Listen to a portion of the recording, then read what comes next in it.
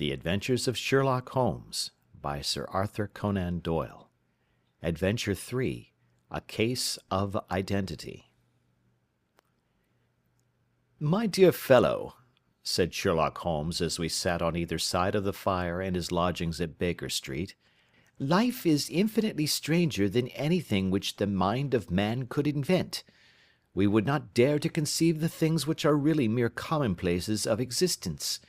If we could fly out of that window hand in hand, hover over this great city, gently remove the roofs, and peep in at the queer things which are going on, the strange coincidences, the plannings, the cross purposes, the wonderful chains of events, working through generations, and leading to the most outré results, it would make all fiction with its conventionalities and foreseen conclusions most stale and unprofitable." "And yet I am not convinced of it," I answered. "The cases which come to light in the papers are, as a rule, bald enough and vulgar enough.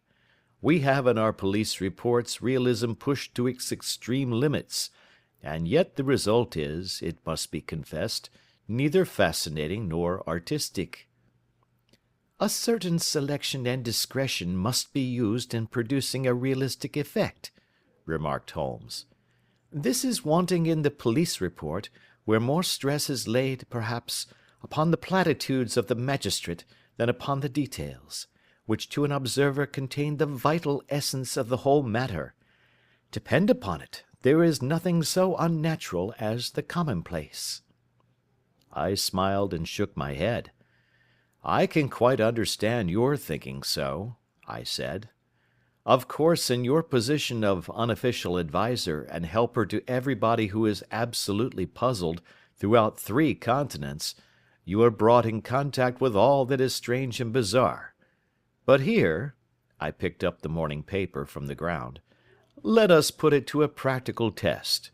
Here is the first heading upon which I come: A husband's cruelty to his wife. There is half a column of print, but I know without reading it that it is all perfectly familiar to me. There is, of course, the other woman, the drink, the push, the blow, the bruise, the sympathetic sister or landlady. The crudest of writers could invent nothing more crude."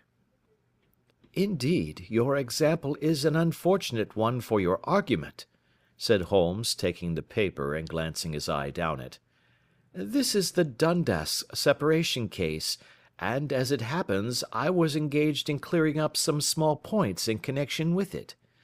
The husband was a teetotaler. There was no other woman, and the conduct complained of was that he had drifted into the habit of winding up every meal by taking out his false teeth and hurling them at his wife, which, you will allow, is not an action likely to occur to the imagination of the average story-teller. Take a pinch of snuff, doctor, and acknowledge that I have scored over you in your example." He held out his snuff-box of old gold, with a great amethyst in the centre of the lid. Its splendour was in such contrast to his homely ways and simple life that I could not help commenting upon it. "Ah," said he, "I forgot that I had not seen you for some weeks. It is a little souvenir from the King of Bohemia, in return for my assistance in the case of the Irene Adler papers." "And the ring?" I asked, glancing at a remarkable brilliant which sparkled upon his finger. "It was from the reigning family of Holland, though the matter in which I served them was of such delicacy that I cannot confide it even to you, who have been good enough to chronicle 1 or 2 of my little problems." "And have you any on hand just now?" I asked with interest. "Some 10 or 12, but none which present any feature of interest. They are important, you understand, without being interesting. Indeed, I have found that it is usually in unimportant matters that there is a field for the observation, and for the quick analysis of cause and effect which gives the charm to an investigation. The larger crimes are apt to be the simpler, for the bigger the crime, the more obvious, as a rule, is the motive. In these cases, save for one rather intricate matter which has been referred to me from Marseilles, there is nothing which presents any features of interest. It is possible, however, that I may have something better before very many minutes are over, for this is one of my clients, or I am much mistaken." He had risen from his chair and was standing between the parted blinds, gazing down into the dull, neutral-tinted London street. Looking over his shoulder, I saw that on the pavement opposite there stood a large woman with a heavy fur boa round her neck, and a large curling red feather in a broad-brimmed hat, which was tilted in a coquettish Duchess of Devonshire fashion over her ear. From under this great panoply she peeped up in a nervous, hesitating fashion at our windows, while her body oscillated backward and forward, and her fingers fidgeted with her glove buttons. Suddenly, with a plunge, as of the swimmer who leaves the bank, she hurried across the road, and we heard the sharp clang of the bell. "I have seen those symptoms before," said Holmes, throwing his cigarette into the fire. "Oscillation upon the pavement always means an affaire à coeur. She would like advice, but it is not sure that the matter is not too delicate for communication. And yet even here we may discriminate. When a woman has been seriously wronged by a man she no longer oscillates, and the usual symptom is a broken bell wire. Here we may take it that there is a love matter, but that the maiden is not so much angry as perplexed or grieved. But here she comes in person to resolve our doubts." As he spoke there was a tap at the door, and the boy in buttons entered to announce Miss Mary Sutherland, while the lady herself loomed behind his small black figure like a full-sailed merchantman behind a tiny pilot-boat. Sherlock Holmes welcomed her with the easy courtesy for which he was remarkable, and having closed the door and bowed her into an armchair, he looked her over in the minute yet abstracted fashion which was peculiar to him. "Do you not find," he said, "that with your short sight it is a little trying to do so much typewriting?" "I did at first," she answered, "but now I know where the letters are without looking." Then, suddenly realizing the full purport of his words, she gave a violent start and looked up, with fear and astonishment upon her broad, good-humoured face. "You've heard about me, Mr. Holmes," she cried. "Else how could you know all that?" "Ha! Never mind," said Holmes, laughing. "It is my business to know things. Perhaps I have trained myself to see what others overlook. If not, why should you come to consult me?" "I came to you, sir, because I heard of you from Mrs. Etheridge, whose husband you found so easy when the police and everyone had given him up for dead.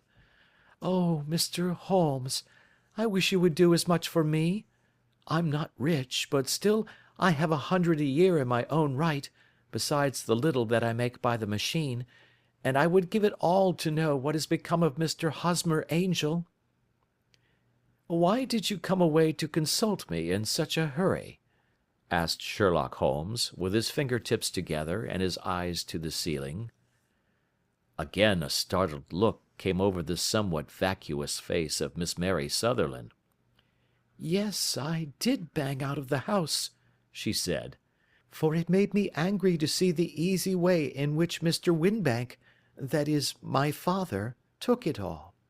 He would not go to the police, and he would not go to you, and so at last, as he would do nothing, and kept on saying that there was no harm done, it made me mad, and I just on with my things and came right away to you." "Your father?" said Holmes.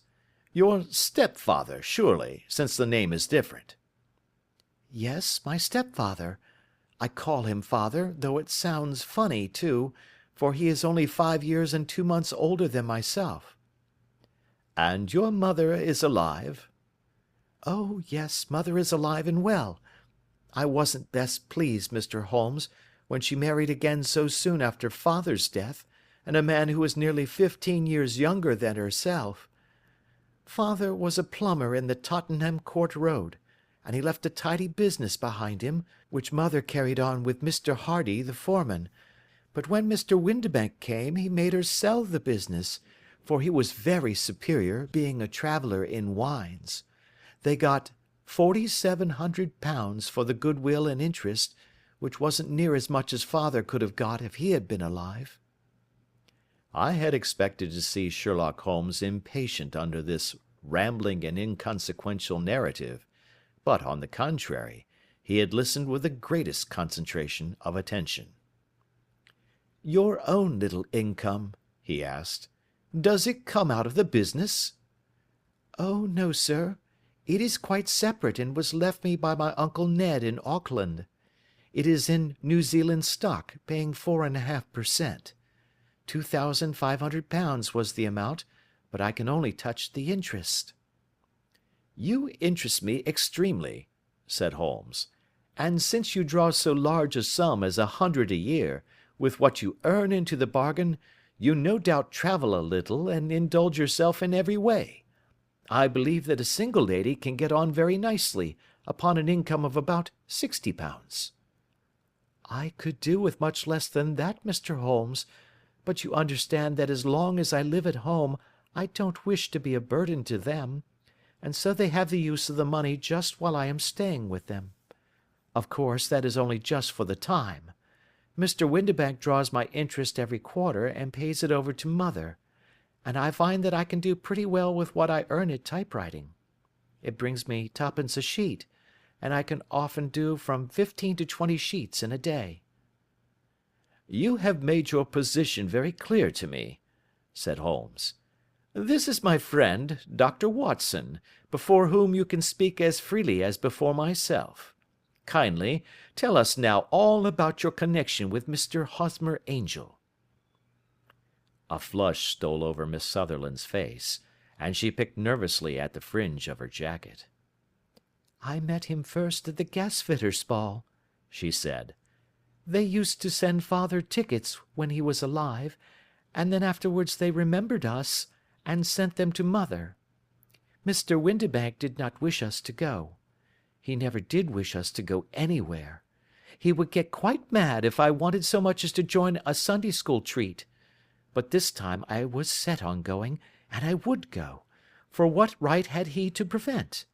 He said the folk were not fit for us to know, when all father's friends were to be there, and he said that I had nothing fit to wear, when I had my purple plush that I had never so much as taken out of the drawer.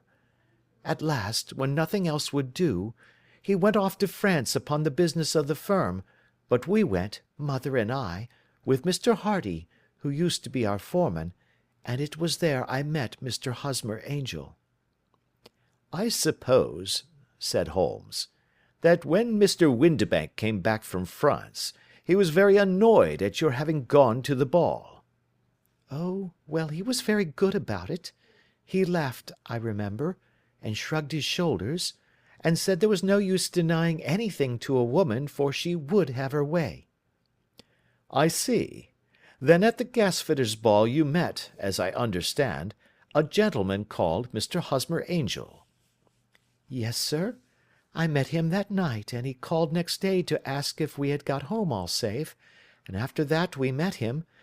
That is to say, Mr. Holmes, I met him twice for walks, but after that father came back again, and Mr. Hosmer Angel could not come to the house any more."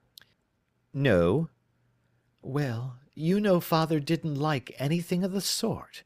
He wouldn't have any visitors if he could help it, and he used to say that a woman should be happy in her own family circle. But then, as I used to say to mother, a woman wants her own circle to begin with, and I had not got mine yet." "But how about Mr. Hosmer Angel? Did he make no attempt to see you?" "Well, father was going off to France again in a week, and Hosmer wrote and said that it would be safer and better not to see each other until he had gone. We could write in the meantime, and he used to write every day. I took the letters in the morning, so there was no need for father to know." "Were you engaged to the gentleman at this time?" "Oh, yes, Mr. Holmes. We were engaged after the first walk that we took. Hosmer, Mr. Angel, was a cashier in an office in Leadenhall Street, and—" "What office?" "That's the worst of it, Mr. Holmes. I don't know. Where did he live, then? He slept on the premises. And you don't know his address? No, except that it was Leadenhall Street. Where did you address your letters, then? To the Leadenhall Street post office, to be left till called for. He said that if they were sent to the office he would be chaffed by all the other clerks about having letters from a lady, so I offered to typewrite them, like he did his, but he wouldn't have that, for he said that when I wrote them they seemed to come from me, but when they were typewritten he always felt that the machine had come between us. That will just show you how fond he was of me, Mr. Holmes, and the little things that he would think of." "It was most suggestive," said Holmes. "It has long been an axiom of mine that the little things are infinitely the most important. Can you remember any other little things about Mr. Hosmer Angel?" "He was a very shy man, Mr. Holmes. He would rather walk with me in the evening than in the daylight, for he said that he hated to be conspicuous. Very retiring and gentlemanly he was. Even his voice was gentle. He'd had the quinsy and swollen glands when he was young, he told me, and it had left him with a weak throat and a hesitating, whispering fashion of speech. He was always well dressed, very neat and plain, but his eyes were weak just as mine are, and he wore tinted glasses against the glare." "Well, and what happened when Mr. Windibank, your stepfather, returned to France?" "Mr. Hosmer Angel came to the house again, and proposed that we should marry before father came back. He was in dreadful earnest, and made me swear, with my hands on the testament, that whatever happened I would always be true to him. Mother said he was quite right to make me swear, and that it was a sign of his passion. Mother was all in his favour from the first, and was even fonder of him than I was. Then, when they talked of marrying within the week, I began to ask about father, but they both said never to mind about father, but just to tell him afterwards, and mother said she would make it all right with him. I didn't quite like that, Mr. Holmes. It seemed funny that I should ask his leave, as he was only a few years older than me, but I didn't want to do anything on the sly, so I wrote to father at Bordeaux, where the company has its French offices, but the letter came back to me on the very morning of the wedding." "It missed him, then?" "Yes, sir, for he had started to England just before it arrived." "Ha! That was unfortunate. Your wedding was arranged, then, for the Friday. Was it to be in church?" "Yes, sir, but very quietly. It was to be at St. Saviour's, near King's Cross, and we were to have breakfast afterwards at the St. Pancras Hotel. Hosmer came for us in a hansom, but as there were two of us, he put us both into it and stepped himself into a four-wheeler, which happened to be the only other cab in the street. We got to the church first, and when the four-wheeler drove up we waited for him to step out, but he never did, and when the cabman got down from the box and looked, there was no one there. The cabman said that he could not imagine what had become of him, for he had seen him get in with his own eyes. That was last Friday, Mr. Holmes, and I have neither seen nor heard anything since then to throw any light upon what has become of him." "It seems to me that you have been very shamefully treated," said Holmes. "Oh, no, sir. He was too good and kind to leave me so. Why, all the morning he was saying to me that, whatever happened, I was to be true, and that even if something quite unforeseen occurred to separate us, I was always to remember that I was pledged to him, and that he would claim his pledge sooner or later. It seemed strange talk for a wedding morning, but what has happened since gives a meaning to it." "Most certainly it does. Your own opinion is, then, that some unforeseen catastrophe has occurred to him?" "Yes, sir. I believe that he foresaw some danger, or else he would not have talked so, and then I think that what he foresaw happened." "But you have no notion as to what it could have been?" "None." "One more question. How did your mother take the matter?" She was angry, and said that I was never to speak of the matter again. And your father? Did you tell him? Yes, and he seemed to think, with me, that something had happened, and that I should hear of Hosmer again. As he said, what interest could anyone have in bringing me to the doors of the church, and then leaving me? Now, if he had borrowed my money, or if he had married me and got my money settled on him, there might be some reason, but Hosmer was very independent about money, and never would look at a shilling of mine. And yet, what could have happened? And why could he not write? Oh, it drives me half mad to think of it, and I can't sleep a wink at night." She pulled a little handkerchief out of her muff, and began to sob heavily into it. "I shall glance into the case for you," said Holmes, rising, "and I have no doubt that we shall reach some definite result. Let the weight of the matter rest upon me now, and do not let your mind dwell upon it further. Above all, try to let Mr. Hosmer Angel vanish from your memory, as he has done from your life." "Then you don't think I'll see him again?" "I fear not." "Then what has happened to him?" "You will leave that question in my hands. I should like an accurate description of him, and any letters of his which you can spare." "I advertised for him in last Saturday's Chronicle," said she. "Here is the slip, and here are 4 letters from him." "Thank you. And your address?" "Number 31 Lion Place, Camberwell." "Mr. Angel's address you never had, I understand. Where is your father's place of business?" "He travels for Westhouse and Marbank, the great claret importers of Fenchurch Street." "Thank you. You have made your statement very clearly. You will leave the papers here, and remember the advice which I have given you. Let the whole incident be a sealed book, and do not allow it to affect your life." "You are very kind, Mr. Holmes, but I cannot do that. I shall be true to Hosmer. He shall find me ready when he comes back." For all the preposterous hat and the vacuous face, there was something noble in the simple faith of our visitor which compelled our respect. She laid her little bundle of papers upon the table and went her way, with a promise to come again whenever she might be summoned. Sherlock Holmes sat silent for a few minutes with his finger-tips still pressed together, his legs stretched out in front of him, and his gaze directed upward to the ceiling. Then he took down from the rack the old and oily clay pipe, which was to him as a counsellor, and, having lit it, he leaned back in his chair, with the thick blue cloud-wreaths spinning up from him, and a look of infinite languor in his face. "Quite an interesting study, that maiden," he observed. "I found her more interesting than her little problem, which, by the way, is rather a trite one. You will find parallel cases, if you consult my index, in Andover in '77, and there was something of the sort at The Hague last year. Old as is the idea, however, there were 1 or 2 details which were new to me, but the maiden herself was most instructive." "You appeared to read a good deal upon her which was quite invisible to me," I remarked. "Not invisible, but unnoticed, Watson.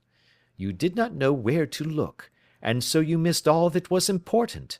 I can never bring you to realize the importance of sleeves, the suggestiveness of thumbnails, or the great issues that may hang from a bootlace.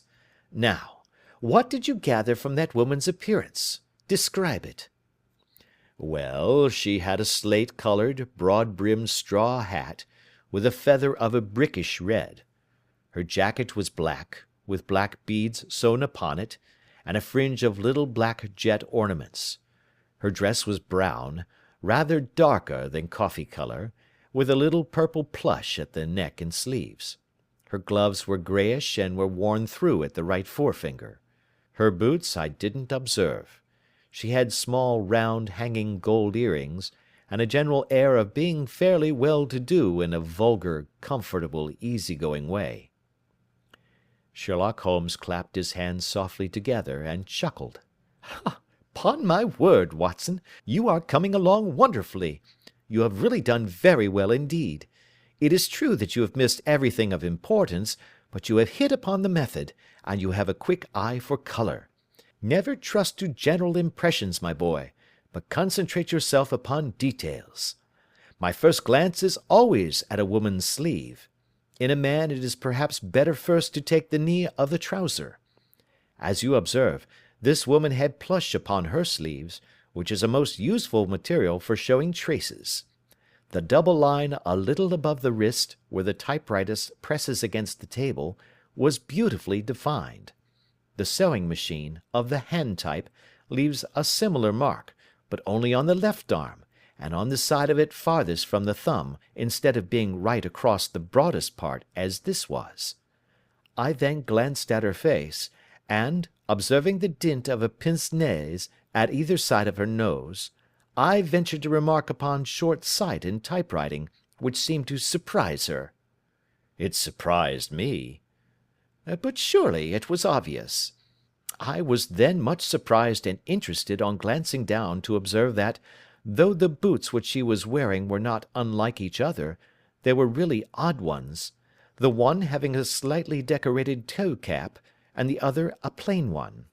One was buttoned only in the 2 lower buttons out of 5, and the other at the 1st, 3rd, and 5th. Now, when you see that a young lady, otherwise neatly dressed, has come away from home with odd boots, half buttoned, it is no great deduction to say that she came away in a hurry. And what else? I asked, keenly interested, as I always was, by my friend's incisive reasoning. I noted, in passing, that she had written a note before leaving home, but after being fully dressed. You observed that her right glove was torn at the forefinger, but you did not apparently see that both glove and finger were stained with violet ink. She had written in a hurry and dipped her pen too deep. It must have been this morning, or the mark would not remain clear upon the finger. All this is amusing, though rather elementary, but I must go back to business, Watson. Would you mind reading me the advertised description of Mr. Hosmer Angel? I held the little printed slip to the light. Missing, it said, on the morning of the 14th, a gentleman named Hosmer Angel, about 5 feet 7 inches in height, strongly built, sallow complexion, black hair, a little bald in the centre, bushy black side whiskers and moustache, tinted glasses, slight infirmity of speech, was dressed when last seen in black frock coat faced with silk, black waistcoat, gold Albert chain, and grey Harris tweed trousers, with brown gaiters over elastic-sided boots, known to have been employed in an office in Leadenhall Street. Anybody bringing— "That will do," said Holmes. "As to the letters," he continued, glancing over them, "they are very commonplace. Absolutely no clue in them to Mr. Angel, save that he quotes Balzac once. There is one remarkable point, however, which will no doubt strike you." "They are typewritten," I remarked. "Not only that, but the signature is typewritten. Look at the neat little Hosmer Angel at the bottom. There is a date, you see, but no superscription except Leadenhall Street, which is rather vague. The point about the signature is very suggestive. In fact, we may call it conclusive."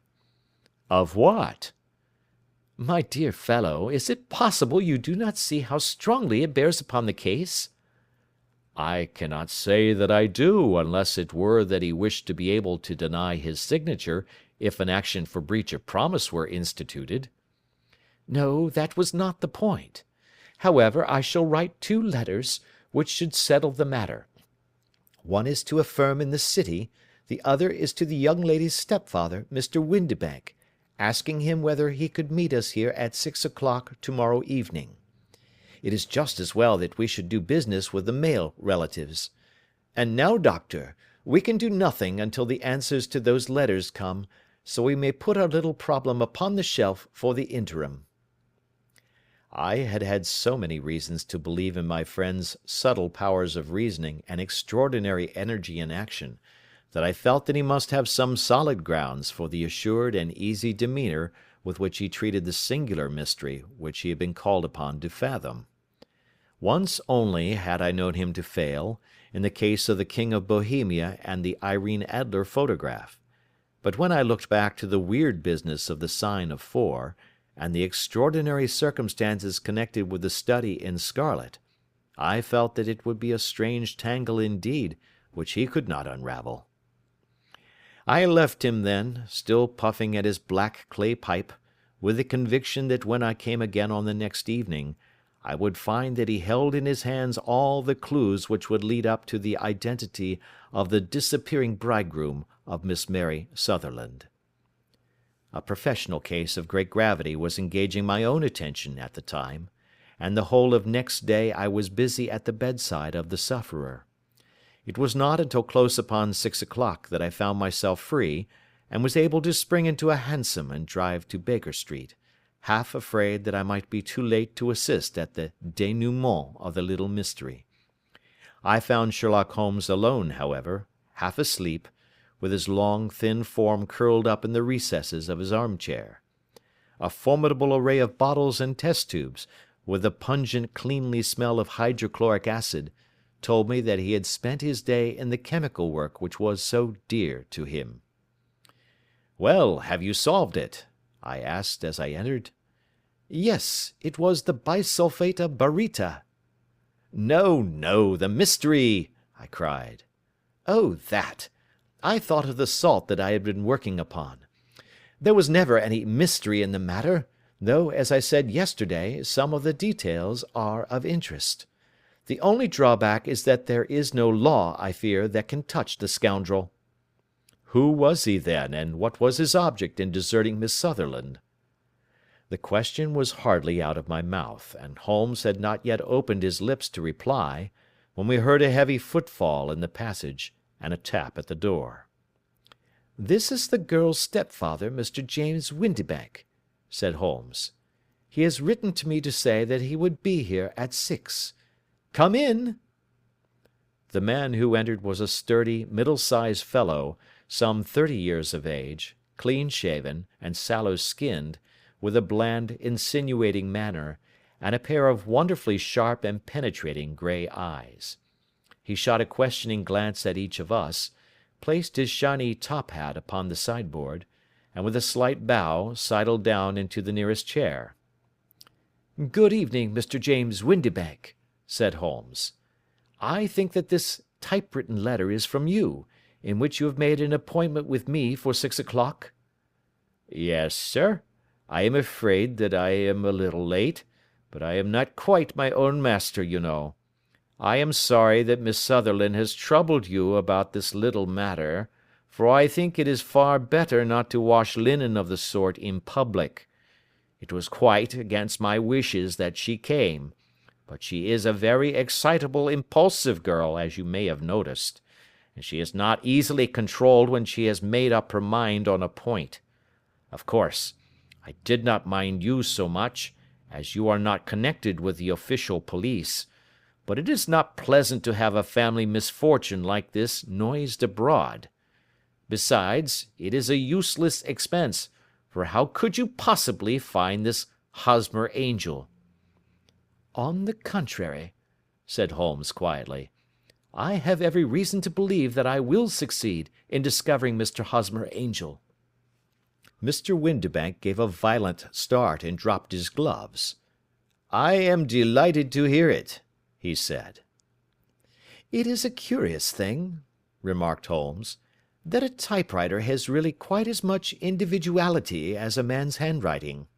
Unless they are quite new, no two of them write exactly alike. Some letters get more worn than others, and some wear only on one side. Now, you remark in this note of yours, Mr. Windibank, that in every case there is some little slurring over of the E, and a slight defect in the tail of the R. There are 14 other characteristics, but those are the more obvious." "We do all our correspondence with this machine at the office, and no doubt it is a little worn," our visitor answered, glancing keenly at Holmes with his bright little eyes. And now I will show you what is really a very interesting study, Mr. Windibank," Holmes continued. "I think of writing another little monograph some of these days on the typewriter and its relation to crime. It is a subject to which I have devoted some little attention. I have here 4 letters which purport to come from the missing man. They are all typewritten. In each case, not only are the E's slurred and the R's tailless, but you will observe, if you care to use my magnifying lens, that the 14 other characteristics to which I have alluded are there as well."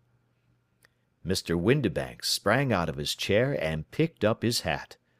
"I cannot waste time over this sort of fantastic talk, Mr. Holmes," he said. "If you can catch the man, catch him, and let me know when you have done it." "Certainly," said Holmes, stepping over and turning the key in the door. "I let you know then that I have caught him." "What? Where?"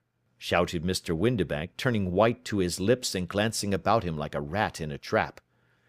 "Oh, it won't do.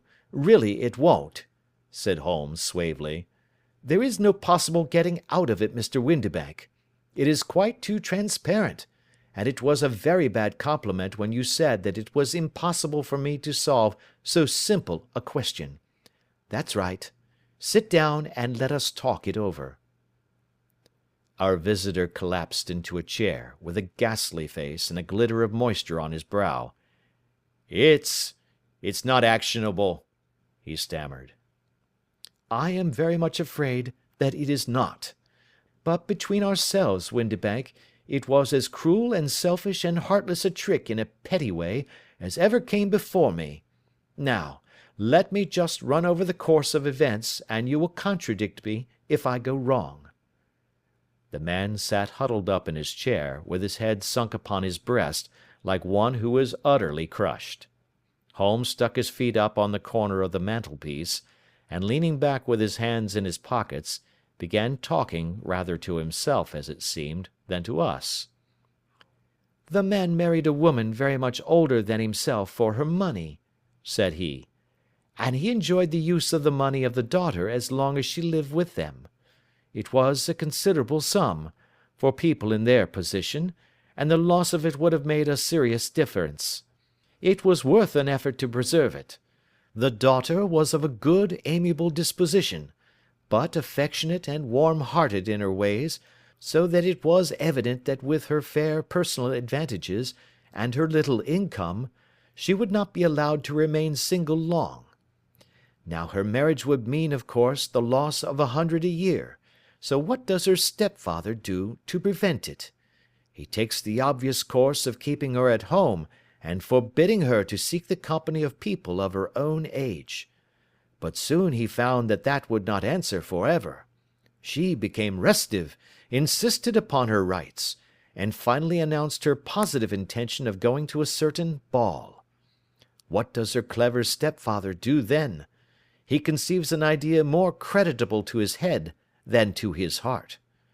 With the connivance and assistance of his wife, he disguised himself, covered those keen eyes with tinted glasses, masked the face with a moustache and a pair of bushy whiskers, sunk that clear voice into an insinuating whisper, and doubly secure on account of the girl's short sight, he appears as Mr. Hosmer Angel, and keeps off other lovers by making love himself." "It was only a joke at first," groaned our visitor. "We never thought that she would have been so carried away." "Very likely not. However that may be, the young lady was very decidedly carried away, and having quite made up her mind that her stepfather was in France, the suspicion of treachery never for an instant entered her mind. She was flattered by the gentleman's attentions, and the effect was increased by the loudly expressed admiration of her mother. Then Mr. Angel began to call, for it was obvious that the matter should be pushed as far as it would go if a real effect were to be produced. There were meetings, and an engagement, which would finally secure the girl's affections from turning towards any one else. But the deception could not be kept up for ever. These pretended journeys to France were rather cumbrous. The thing to do was clearly to bring the business to an end in such a dramatic manner that it would leave a permanent impression upon the young lady's mind, and prevent her from looking upon any other suitor for some time to come.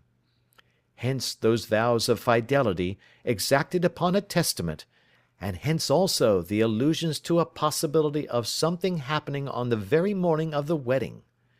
James Windibank wished Miss Sutherland to be so bound to Hosmer Angel, and so uncertain as to his fate, that for 10 years to come, at any rate, she would not listen to another man.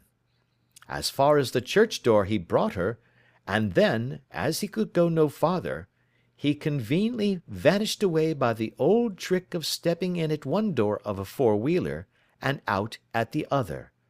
I think that was the chain of events, Mr. Windibank." Our visitor had recovered something of his assurance while Holmes had been talking, and he rose from his chair now with a cold sneer upon his pale face. "It may be so, or it may not, Mr. Holmes," said he. "But if you are so very sharp, you ought to be sharp enough to know that it is you who are breaking the law now, and not me. I have done nothing actionable from the first, but as long as you keep that door locked, you lay yourself open to an action for assault and illegal constraint." "The law cannot, as you say, touch you," said Holmes, unlocking and throwing open the door. "Yet there never was a man who deserved punishment more. If the young lady has a brother or a friend, he ought to lay a whip across your shoulders, by Jove," he continued, flushing up at the sight of the bitter sneer upon the man's face. "It is not part of my duties to my client, but here's a hunting crop handy, and I think I shall just treat myself to—" He took 2 swift steps to the whip, but before he could grasp it there was a wild clatter of steps upon the stairs, the heavy hall door banged, and from the window we could see Mr. James Windibank running at the top of his speed down the road. "There's a cold-blooded scoundrel," said Holmes, laughing, as he threw himself down into his chair once more. "That fellow will rise from crime to crime until he does something very bad and ends on a gallows. The case has, in some respects, been not entirely devoid of interest." "I cannot now entirely see all the steps of your reasoning," I remarked. "Well, of course it was obvious from the first that this Mr. Hosmer Angel must have some strong object for his curious conduct, and it was equally clear that the only man who really profited by the incident, as far as we could see, was the stepfather. Then the fact that the 2 men were never together, but that the one always appeared when the other was away, was suggestive. So were the tinted spectacles and the curious voice, which both hinted at a disguise, as did the bushy whiskers. My suspicions were all confirmed by his peculiar action in typewriting his signature, which, of course, inferred that his handwriting was so familiar to her that she would recognize even the smallest sample of it. You see, all these isolated facts, together with many minor ones, all pointed in the same direction." "And how did you verify them?"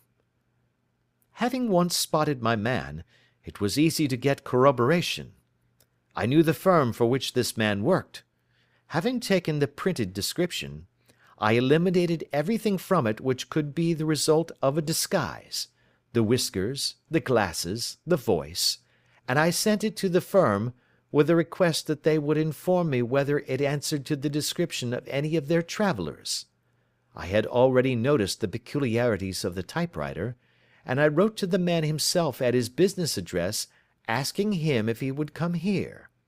As I expected, his reply was typewritten, and revealed the same trivial but characteristic defects.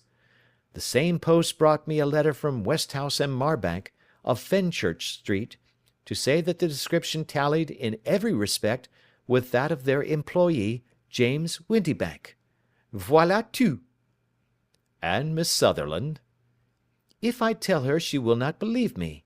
You may remember the old Persian saying, 'There is danger for him who taketh the tiger cub, and danger also for whoso snatches a delusion from a woman.'